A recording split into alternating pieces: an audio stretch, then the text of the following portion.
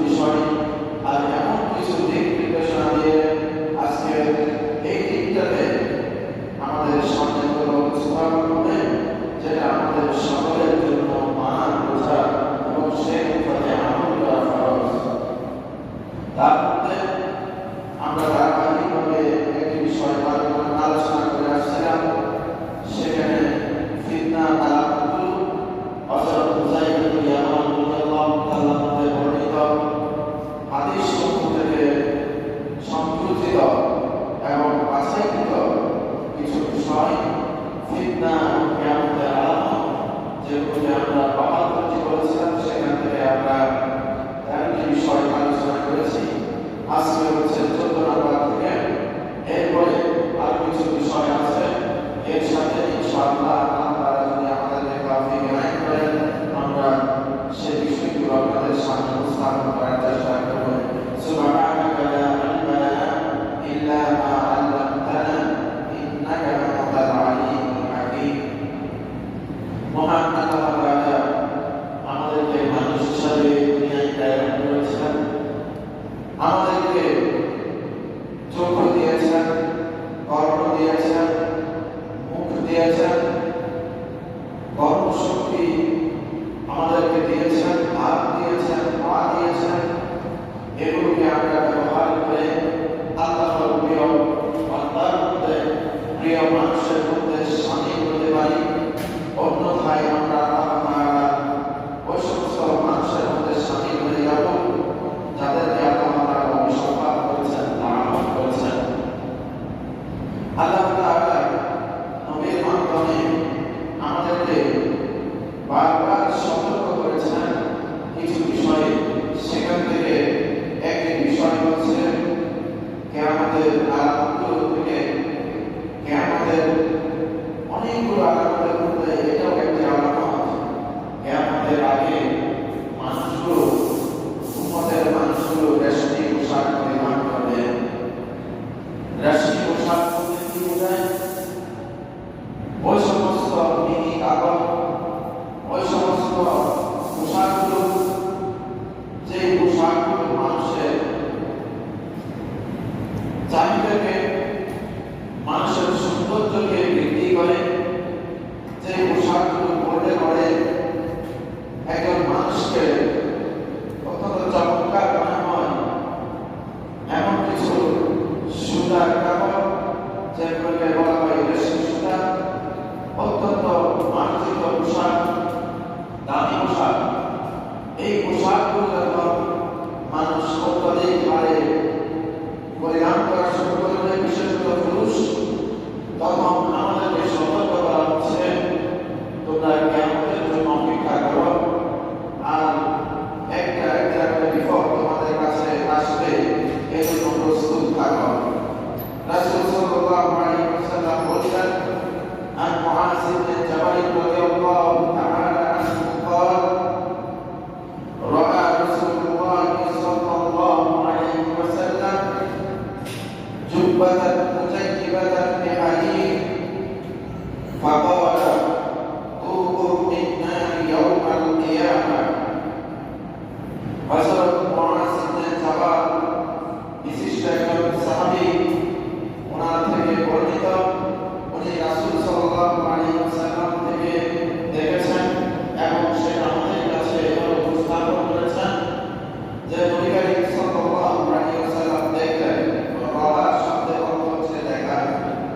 নবী করিম সাল্লাল্লাহু আলাইহি ওয়াসাল্লাম দেখলেন জুব্বাতা, একটি পোশাক, মুজাইদিবাতা বেহারি, যেটা রেশমি কাপড়ে এবং কারুকাজ করা। রেশমি কাপড়ে কারুকাজ করা একটি জামা পরিহিত একজন সাহাবীকে দেখলেন। তখন রাসূল বললেন, ফাকাল, অতঃপর রাসূল বললেন, তুকুম মিন নারি ইয়াউমাল কিয়ামা। এই যে এই ব্যক্তি এই নীতি কাপড়ে, রেশমি কাপড়ে এমব্রয়ডারি করা এই যে জামা পরেছে, এই জামাটা সেই ব্যক্তির পরা উচিত নয়। যদি এই ধরনের কোন ব্যক্তি জামাগুলো পরিধান করে, তুকুম মিন নারি ইয়াউমাল কিয়ামা, তাহলে এটা কিয়ামতের দিন তার জন্য জ্বালানি প্রস্তুত হবে, তার জন্য এটা কিয়ামতের দিন একটি কড়া আকারে, যেটাকে বেড়ি বলা হয়, তার জন্য একটা কড়া আকারে, ঠান্ডা বেড়ি আকারে কিয়ামতের ময়দানে একটি পরানো হবে। কেন? কারণ রেশমি পোশাক আল্লাহ তাআলা এই উম্মতের পুরুষের জন্য হারাম করেছেন, এই উম্মতের পুরুষের জন্য হারাম করেছেন। কাপড়ের জামা পুরুষের জন্য পরিধান করা জায়েজ নেই, অতএব যে জিনিসটি উম্মতের জন্য, আমার জন্য, আপনার জন্য জায়েজ নেই, ওই জিনিসটি যদি আমরা পরিধান করি, তাহলে সেই পরিধানটা আল্লাহ এবং আল্লাহর রাসূলের বিপরীত কাজ হবে।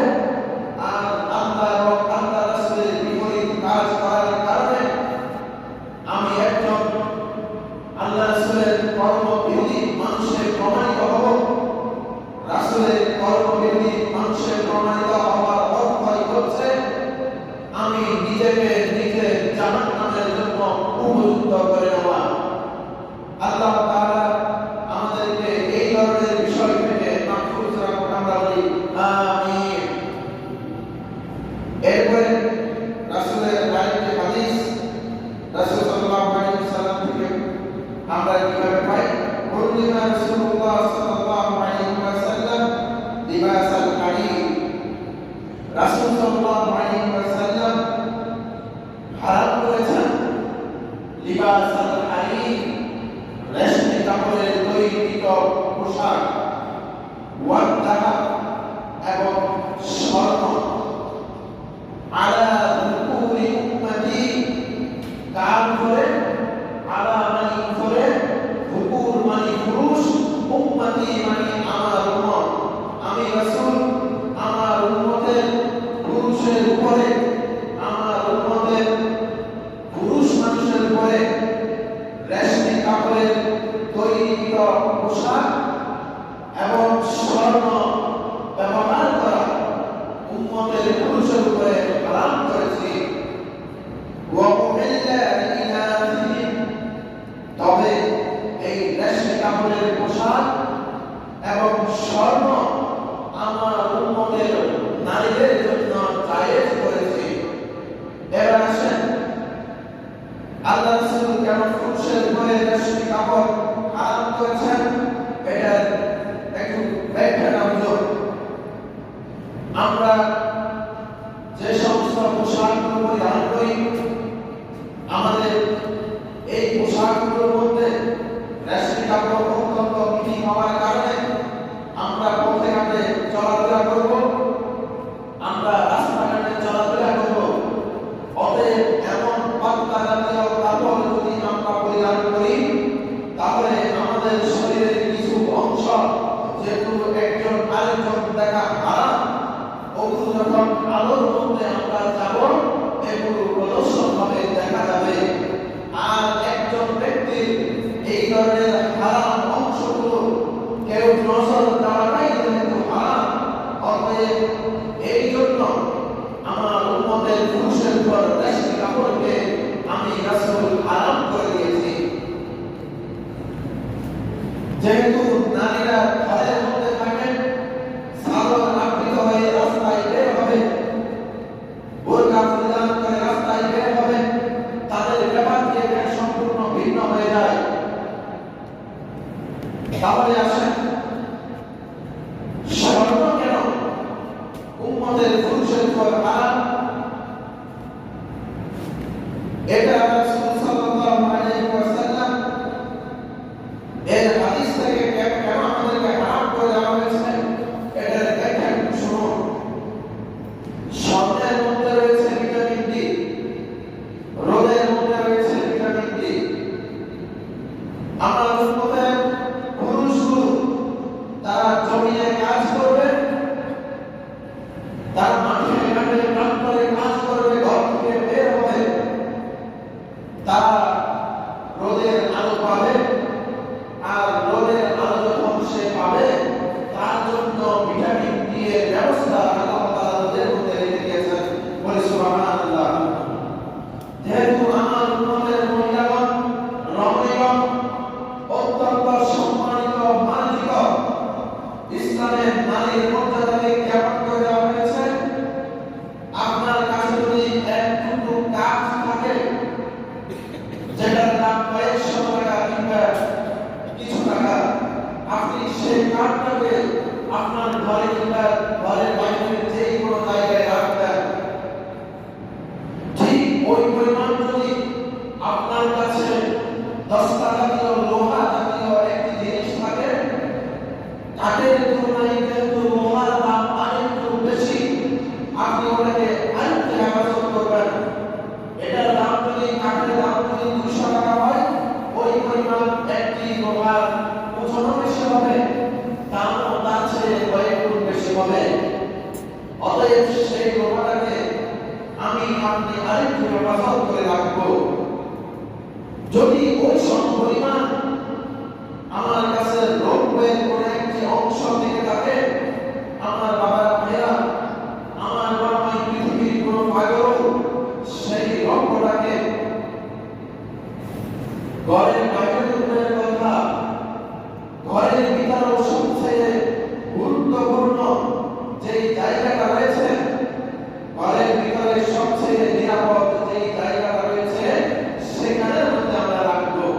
ঠিক না নাকি? একটু কথা বলবেন। এতগুলো মানুষ থাকা সত্ত্বেও যদি আওয়াজ না হয়, তাহলে বোঝা যায় আমার কথাগুলো আপনাদের গর্ব করে বুঝে না। রূপ এই পরিমাণে যদি রূপ আপনার কাছে থেকে থাকে, লোহার দাম যদি 1000 টাকা হয়, ওই পরিমাণ একটি রূপের দাম, রৌপ্যের একটি ধনের দাম লক্ষাধিক টাকার চাইতে বেশি হবে কিনা? অবশ্যই হবে। তাহলে ওই রৌপ্যটাকে আমরা ঘরের মধ্যে ভালোভাবে সুন্দরভাবে আমরা রাখবো কিনা? রাখবো।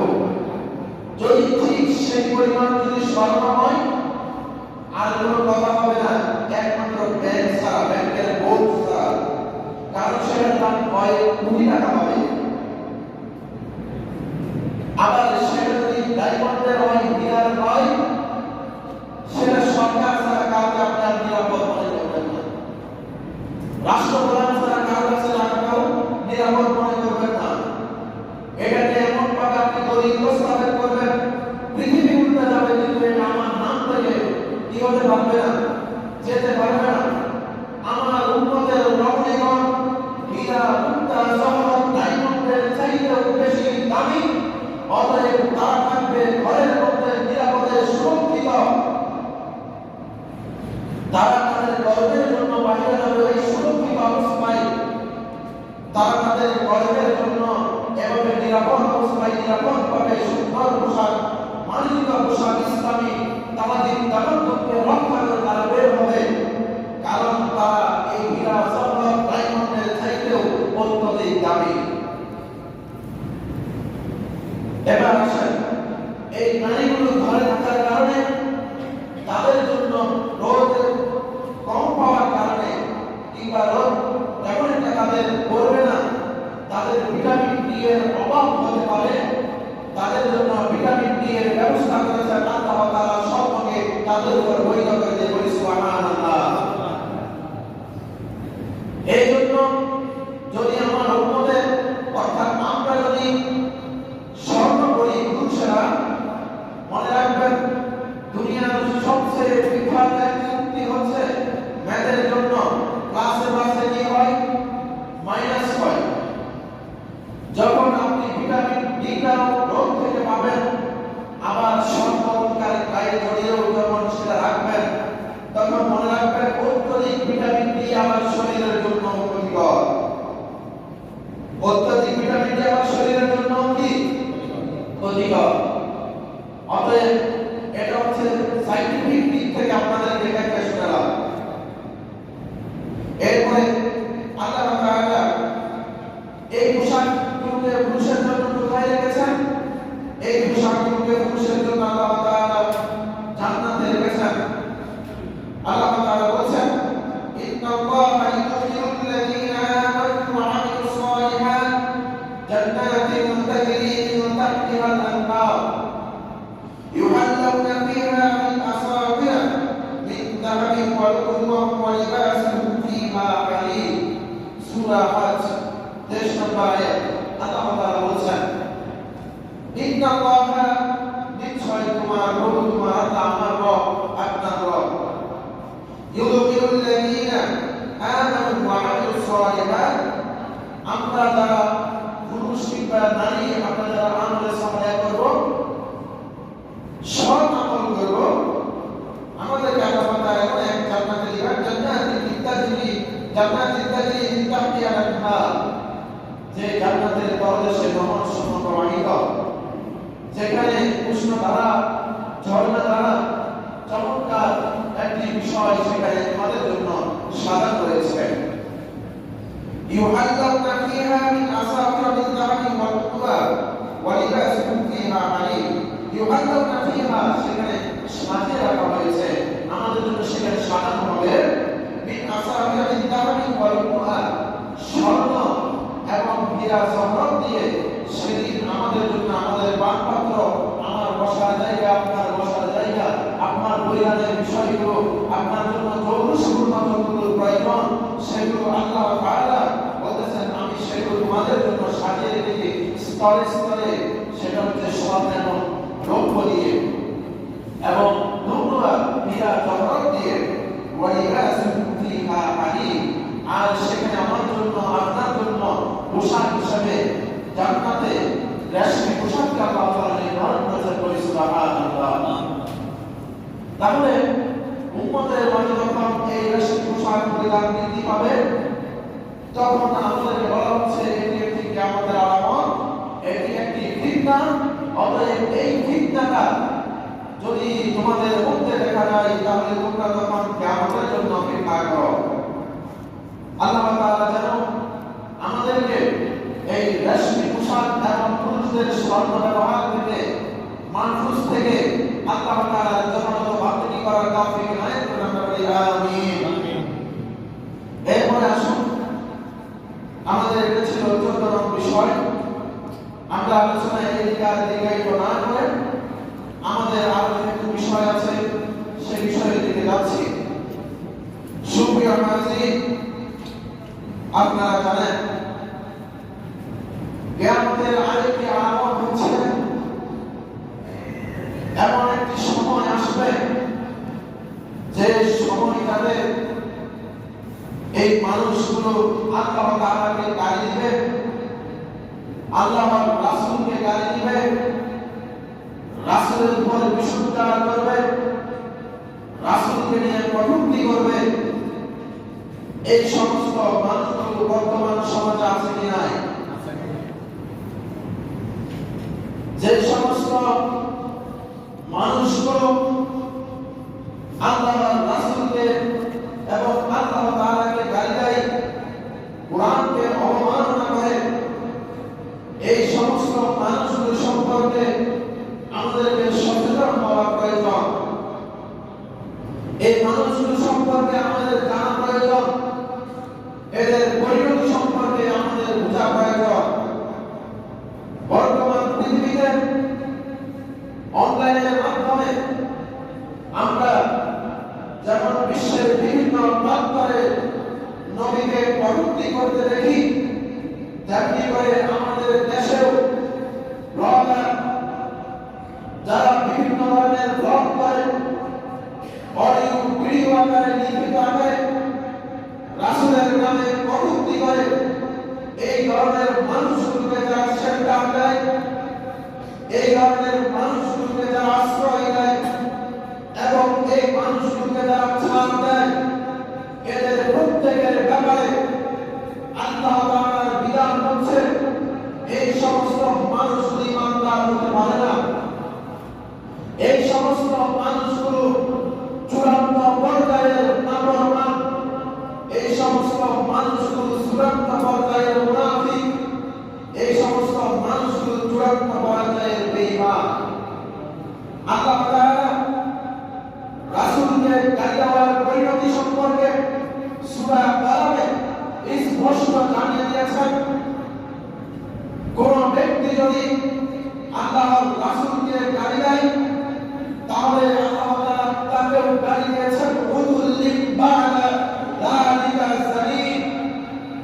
যে ব্যক্তি তোমাদের মধ্যে নবীকে গালি দিবে, আম্বিয়া কিরামকে গালি দিবে, কোরআনকে অবমাননা করবে, আল্লাহকে গালি দিবে, ওই সমস্ত মানুষগুলো পিতৃ পরিচয়হীন অবৈধ সন্তান।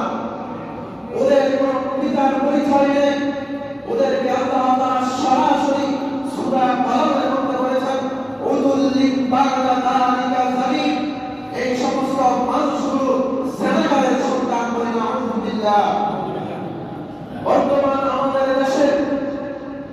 কুলাঙ্গার আছে, তাদের নামগুলো আমরা নিব না, তবে জানার জন্য বলি তাদের নাম কিন্তু মুসলমান আসাদুল।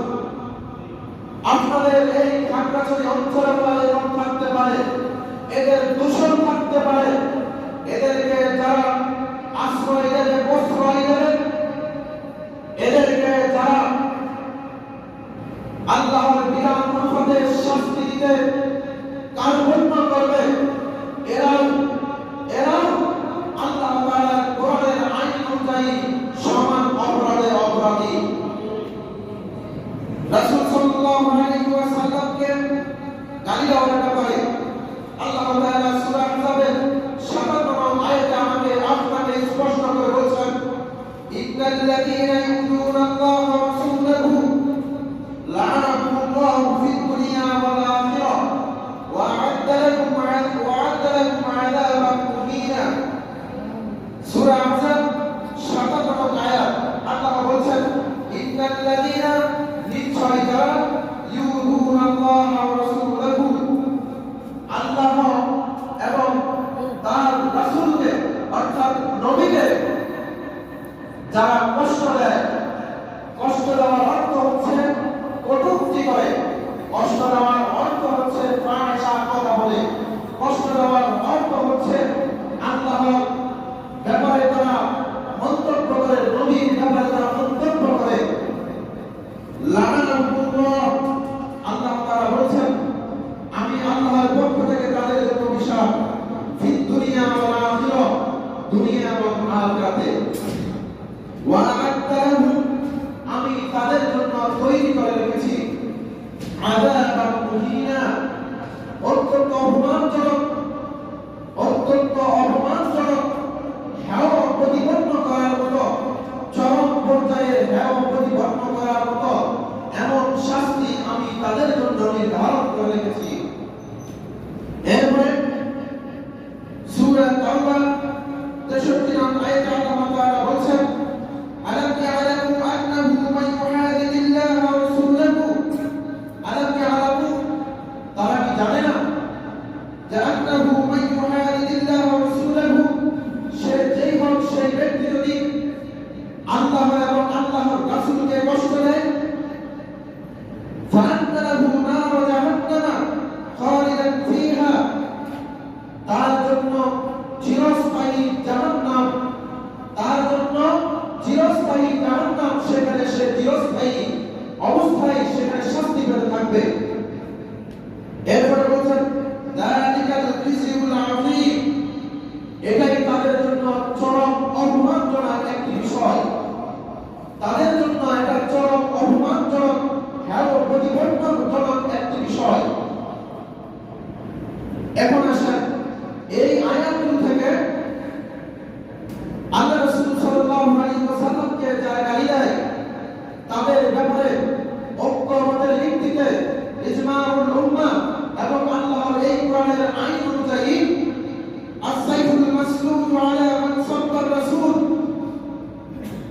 যেই ব্যক্তি আল্লাহর রাসূলকে গালি দিবে তার জন্য ফতোয়া হচ্ছে আস-সাইফুল মাসলুল, তার জন্য কুশমুক্ত তরবারি, আলা মান সাব্বার রাসূল, যেই ব্যক্তি রাসূলকে গালি দিবে অর্থাৎ তার জন্য কুশমুক্ত তরবারি রক্ত হচ্ছে তাকে তাৎক্ষণিকভাবে তার কল্লাকে উড়িয়ে দিতে হবে, তার মাথাকে উড়িয়ে দিতে হবে, তার সিনার সাথে মাথার সম্পর্ক পৃথিবীতে এই পৃথিবীর জমিনে তার জন্য বরদাস্ত করবে না।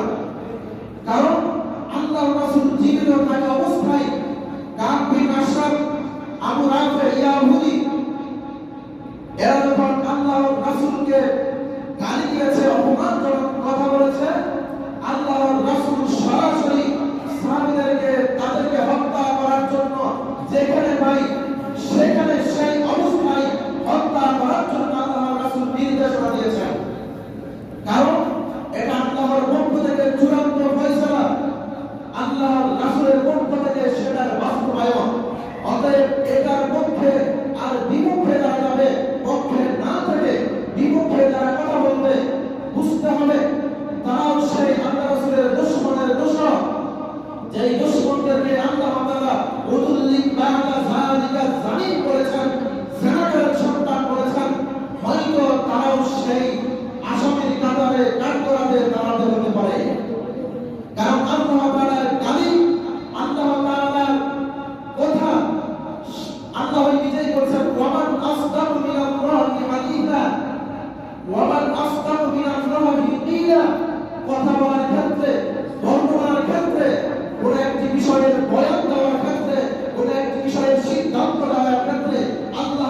চাইতে অধিক সত্যবাদী, আল্লাহর চাইতে অধিক সাক্ষ্যবাদী, আল্লাহর চাইতে অধিক ন্যায় বিচারক আর কে থাকতে পারে? আমাদেরকে প্রশ্ন করেছেন। এরপরে আরেকটি বিষয় হচ্ছে যে সমস্ত ব্লগারগুলো, নাস্তিক মুরতাদগুলো আল্লাহর রাসূলকে গালি দেয়, মনে রাখবেন এদের জন্য আমরা যদি কিছু করতে না পারি, কারণ আমাদের হাত পাগুলো এক প্রকার ভাড়া থাকে, কারণ আইনকে কোনো সাধারণ মানুষ হাতে তুলে দিতে পারে না। রাষ্ট্রীয়ভাবে এই সমস্ত মানুষগুলোকে যাতে শাস্তির আওতায় এনে জনসম্মুখে এদের মাথাকে তাদের সিনা থেকে আলাদা করে দেওয়া হয়, আজকের এই জমা থেকে আমরা সেই আহ্বান জানাই যারা আমাদের রাষ্ট্রকে পরিচালনা করেন তাদের কাছে, যারা বলেন এটা পৌঁছে দিবেন। আর যদি নাও বুঝে আমরা যে এখানে কথাগুলো বলেছি এই কথাগুলো আপনাদের কর্মকুমারে পৌঁছিয়ে দিলাম, আর এই কথা আপনাদের যতদিন স্মরণ থাকবে, মৃত্যু পর্যন্ত ভুলার কথা না, যতদিন স্মরণ থাকবে এই কথা, এই প্রতিবাদ আপনি অবশ্যই করবেন। যেই আল্লাহ রাসূলকে এবং আল্লাহকে গালি দিবেন তার কোনো মাফ হতে পারে না, তার কোনো মাফ হতে পারে না।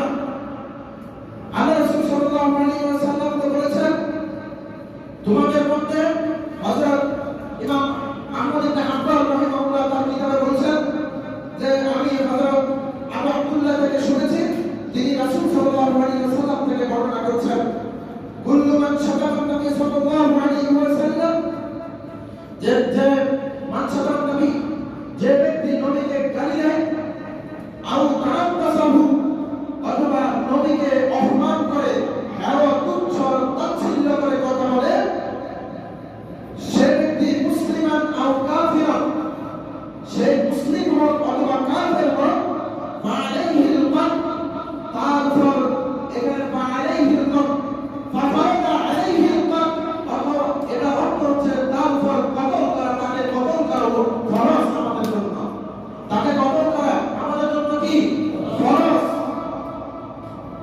এটি ইসলামী শরীয়তের বিধান। অতএব ইসলামী শরীয়তের ইজমা যেখানে হয়েছে কোরআন এবং হাদিসের ভিত্তিতে, সেই ইজমার উপর যদি কেউ কোনো কৌতিল করে, মনে রাখবেন সে সমান অপরাধী হবে আল্লাহর দরবারে। কারণ এখানে আল্লাহ তাআলা কোরআনের মধ্যে একেবারে সুস্পষ্টভাবে আমাদেরকে নির্দেশনা দিয়েছেন, আল্লাহর রাসূল সেটা কাফির আশ্রমের মাধ্যমে, রাফের মাধ্যমে সেটা বাস্তবায়ন ঘটিয়েছেন। অতএব আমরা তার মত হিসাবে এটার বাস্তবায়ন করার পক্ষে না বিপক্ষে? অবশ্যই পক্ষে। সুপ্রিয় হাজির, আমরা আলোচনার শেষ দিকে আসি গেছি। আমাদের আলোচনা যেহেতু বিষয় ছিল ফিতনা, আমরা সেই বিষয়গুলো থেকে মোট 14টি বিষয়ে আমরা আজ পর্যন্ত আলোচনা করেছি। ধারাবাহিকভাবে আমাদের আলোচনা চলবে, তবে এর ভিতরে যদি আমাদের কাছে প্রাসঙ্গিক কোনো বিষয় এসে থাকে, সেই বিষয়টুকু আপনাদের সামনে উপস্থাপন করা আমাদের জন্য প্রয়োজন। সেখানের মধ্যে একটি বিষয় হচ্ছে, গত আমাদের এক সপ্তাহ আগ থেকে 10 দিন আগ থেকে আমাদের বাংলাদেশের বিশাল একটি অংশে বিরাজমান বন্যা পরিস্থিতি ক্রম অবনতির দিকে ছিল। যদিও এখন বন্যা পরিস্থিতি একটু উন্নতির দিকে, কিন্তু যে সমস্ত জায়গাগুলো নষ্ট হয়েছে, ঘরবাড়িগুলো যেখানে নষ্ট হয়েছে, তারা তো তাদের সম্পদ হারিয়েছে, ঘর হারিয়েছে, বাড়ি হারিয়েছে, তাদের এভাবে ফসলের জমি হারিয়েছে, কেউ ব্যবসা বাণিজ্যের জিনিসপত্র হারিয়েছে। তারাও তো আমাদের ভাই, তারাও আমাদের রাষ্ট্রের মানুষ। আমরা যে রাষ্ট্রে বাস করি তারাও সেই রাষ্ট্রে বাস করে, তারাও আমাদের ভাই। ভাই হিসেবে আমাদের কর্তব্য হচ্ছে তাদের প্রতি কি করা? সহানুভূতিশীল হওয়া, তাদের প্রতি আমরা আক্রমণশীল হওয়া, তাদের প্রতি আমাদের কিছু সাহায্য সহযোগিতা ভালোবাসা থাকা। আল্লাহ তাআলা নবীর মাধ্যমে আমাদেরকে শিখিয়েছেন, যদি তোমাদের কোনো ব্যক্তির কল্যাণে, কোনো ভাইয়ের কল্যাণে যতক্ষণ পর্যন্ত সে আঘাত থাকে, আমি আল্লাহ তাআলা সে যদি পায়ের কদমে কদমে আগাই, আমি তার দিকে দ্রুততার সাথে যাই। সে যদি দৌড়িয়ে যায়, আমি তার চেয়ে অনেক গুণ বেশি দৌড়াই। সুবহানাল্লাহ।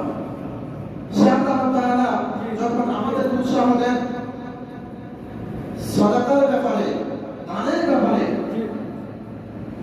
আমরা আমাদের যে সম্পদগুলো পেয়েছি সেটা তো আল্লাহ তাআলার একটা নিয়ামত। এটা আল্লাহ তাআলার একটা অনুগ্রহ। আল্লাহ তাআলা আমাকে পছন্দ করেছেন, আমাকে সম্পদশালী করেছেন। আমাকে আল্লাহ তাআলা পছন্দ করেছেন, ভালোবেসেছেন, আমাকে সম্পদ দেন নাই। এটা এভাবে হয়। আমাকে অপছন্দ করে সম্পদ দেন নাই, এটা হয় না। আল্লাহ তাআলা আমাকে ভালোবাসেন, সম্পদ দিয়েছেন। আবার আল্লাহ তাআলা আমাকে ভালোবাসেন, আমাকে সম্পদ দেন নাই, আমাকে একটু পরীক্ষা করছেন। সেই আল্লাহ তাআলা তো আমাদেরকে বলেছেন, ইন্নামা আমওয়ালুকুম ওয়া আওলাদুকুম ফিতনা ওয়াল্লাহু ইনদাহু আজরুন আযীম। আল্লাহ তাআলা বলেছেন, তোমরা তো জানো, আমি তোমাদেরকে বলে দিয়েছি, ইন্নামা আমওয়ালুকুম ওয়া আওলাদুকুম, নিশ্চয়ই তোমাদের সম্পদ, তোমাদের সন্তান সন্ততি, যাদের ভালোবাসায় তোমরা সম্পদগুলো এভাবে উজ্জীবিত করো, তোমরা এগুলোকে গণনা করো, এভাবে বৃদ্ধি করো, সেগুলো তোমাদের কাছে একটি পরীক্ষা আমার পক্ষ থেকে। এরপর আল্লাহ বলছে, আল্লাহ ইনদাহু আজরুন আযীম। আল্লাহ নিজের নামে শপথ করে বলছেন, তাকিদ দিচ্ছেন আমাদেরকে যে আল্লাহ এই বিষয়টা তোমরা ভালো করে বুঝো। আল্লাহ যাজা দেওয়ার ক্ষেত্রে অনেক বড়।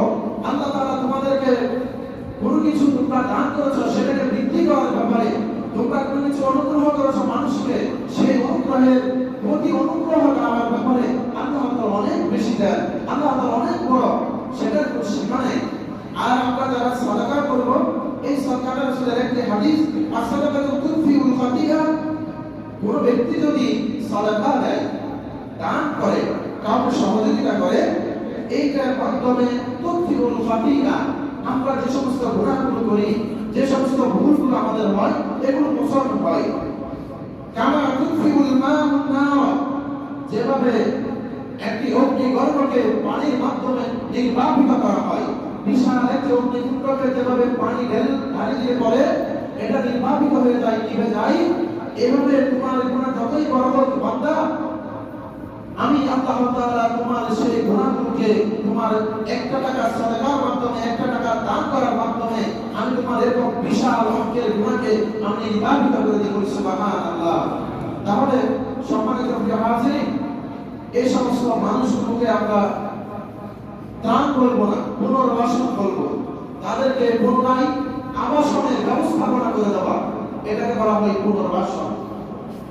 আমরা আমাদের মসজিদের এবং আমাদের মাদ্রাসার পক্ষ থেকে আমাদের সম্মানিত অধ্যক্ষ মহোদয় হুজুর দীর্ঘদিন এটা প্রসেস করেছেন। আপনারা আমরা অনেকভাবে ত্রাণ দিয়েছি, অনেকভাবে সাহায্য সহযোগিতা করেছি। এটা ছিল বন্যার পরিস্থিতির সময়, যেহেতু এখন বন্যা পরবর্তী, তাদেরকে পুনর্বাসন করা প্রয়োজন। তাদেরকে তাদের জায়গাগুলো যাতে তারা ডেভেলপ করতে পারে, নিজেদেরকে যাতে একটু সমাজের মধ্যে আবার তথস্থ করে নিতে পারে, সাময়িকভাবে তারা বসবাস করতে পারে, ঘর বাড়িগুলো যাতে তারা দিতে পারে, এজন্য তাদেরকে কিছু আমরা সাহায্য সহযোগিতার হাত বাড়িয়ে দেব, ভালোবাসার হাত বাড়িয়ে দেব। তো এটা আমাদের উপর কর্তব্য। এই বিষয়ে আপনাদের সামনে আমাদের হুজুর কথা বলবেন। আরেকটি বিষয় আপনাদেরকে রাখি, সেটা হচ্ছে আগামীকাল এশার নামাজের পরে আমাদের মসজিদে মাসিক যে একটি ইসলামিক এবং জিকিরের প্রোগ্রাম হয়, অনুষ্ঠান হয়, ইনশাআল্লাহ আগামীকাল এশার নামাজের পরে আমাদের সেই অনুষ্ঠান হবে।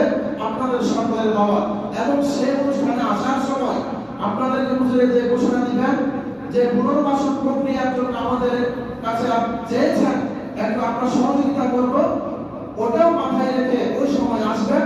এবং আমাদের অফিস আছে, আমাদের উপাধ্যক্ষ মহোদয় হুজুর আছেন, আমাদের মাদ্রাসা অফিস আছে, আমাদের অধ্যক্ষ মহোদয় হুজুর আছেন, ওনাদেরকে কিভাবে আপনারা সহযোগিতা করে এটাকে মানুষের কাছে পৌঁছে দেওয়া যায়, সেই সহযোগিতা হাত আপনাদের কাছ থেকে বাড়িয়ে দেওয়ার আহ্বান রেখে আমি আমার আলোচনা এখানে শেষ করছি। ওয়া তাওফীক ইল্লা বিল্লাহ। আসসালামু আলাইকুম ওয়া রাহমাতুল্লাহ।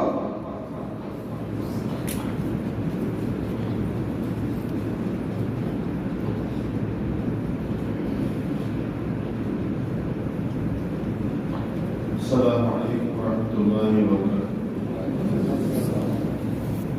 সম্মানিত যারা আমাদের টাইম হয়ে যাচ্ছে, আমি কথা বেশি বলবো না।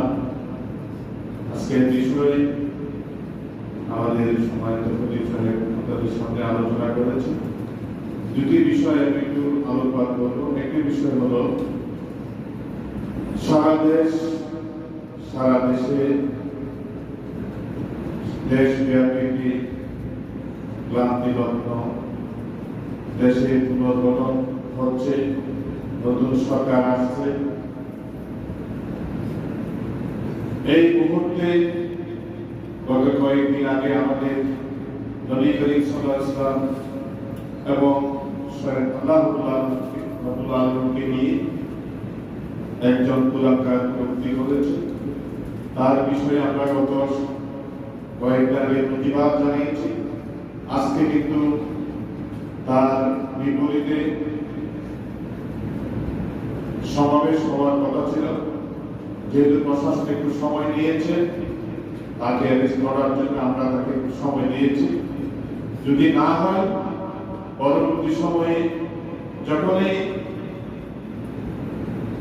প্রত্যেকটি মসজিদে প্রত্যেকটি মুসলমানদের খানে যখন যাবে, সাথে সাথে আমরা একসাথে জড়ো হয়ে তার প্রতিবাদ জানাবো। ইনশাআল্লাহ পারবো কিনা? কারণ এটা কোনোদিন আমরা বরদাস্ত করবো না।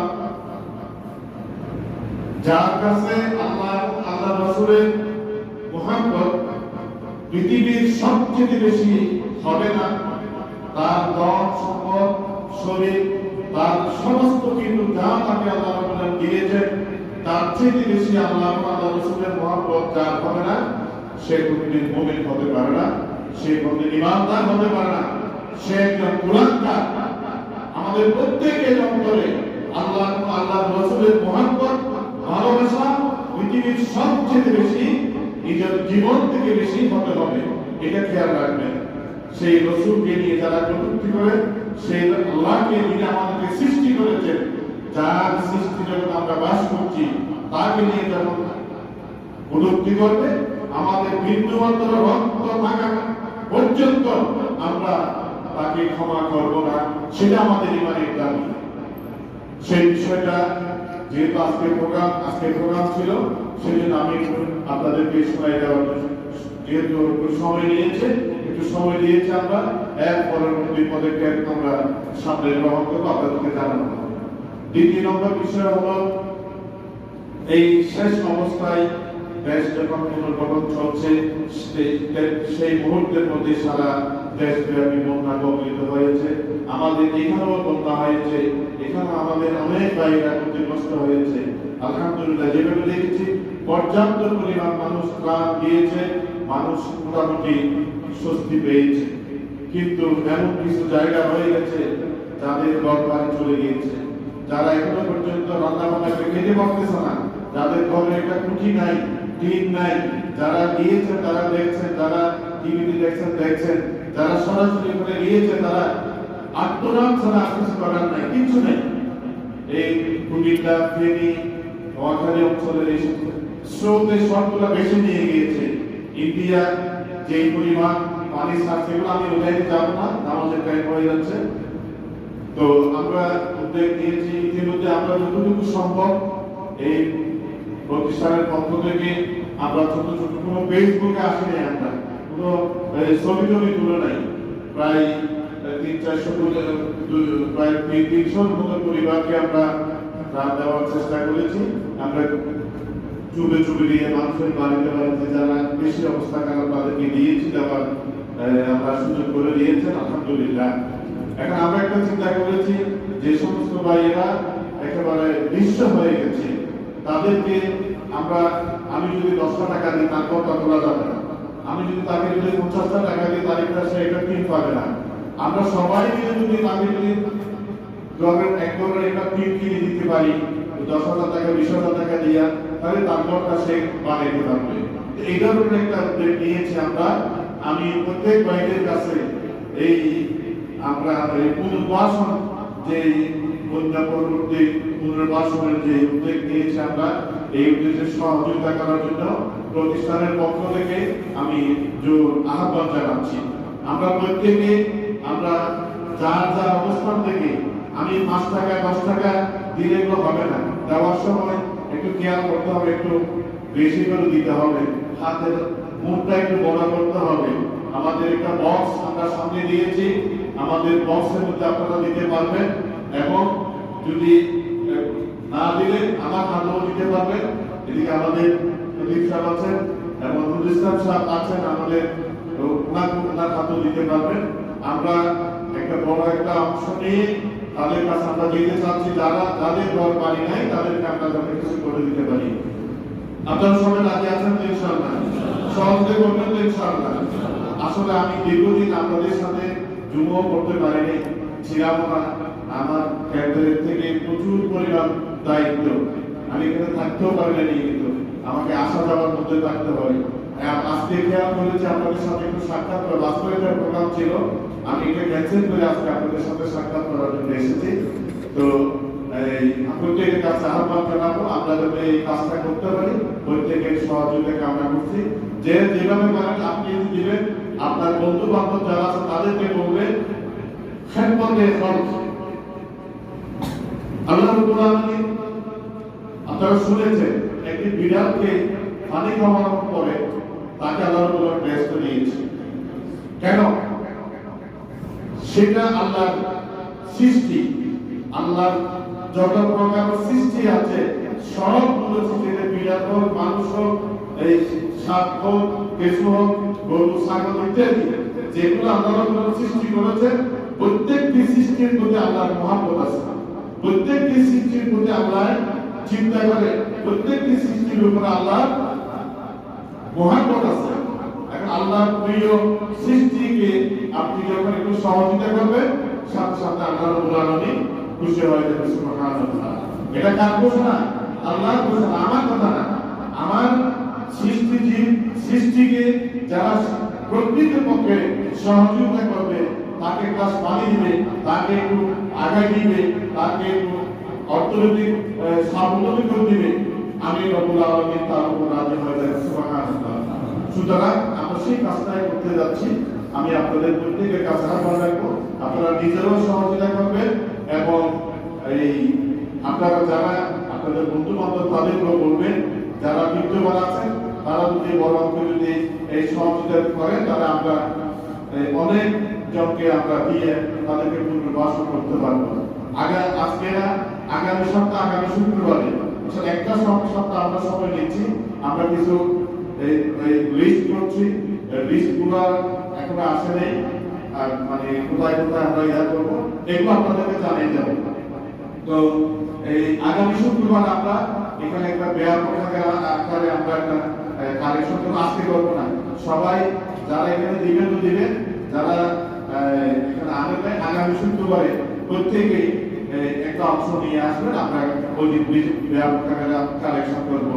আমি আর কথা বাড়াচ্ছি না, আমাদের টাইম হয়ে গেছে। আপনারা যারা সুন্নত পড়েন নাই, আপনারা সুন্নত পড়েন। আসসালামু আলাইকুম ওয়া রাহমাতুল্লাহ।